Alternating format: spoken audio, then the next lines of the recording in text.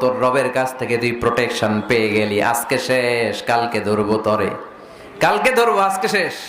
এই জন্য এই দোয়াটা পড়বেন, আউযু বিল্লাহিল আযীম ওয়া বিওয়াজহিহিল কারীম ওয়া সুলতানিহিল কাদীম মিনাশ শাইতানির রাজীম। এই রেকর্ড হইতেছে, ইউটিউবে শুনে নিন, এটা পড়বেন।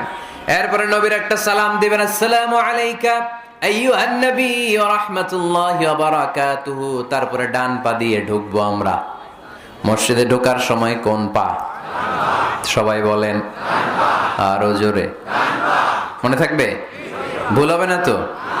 আর ডান পা দিয়ে পড়বো, আল্লাহুম্মা ইফতাহলি আবওয়াবা রাহমাতিক, ও আল্লাহ তোমার রহমতের দরজা আমার জন্য খুলে দাও। পড়ে না আমিন? আর যখন বের হব তখন বাম পা দিয়ে বেরোবো, কোন পা? সবাই বলেন, মনে থাকবে? ছেলে মেয়েদেরকে শিখানো যাবে? বাচ্চারা কি শিখাবেন?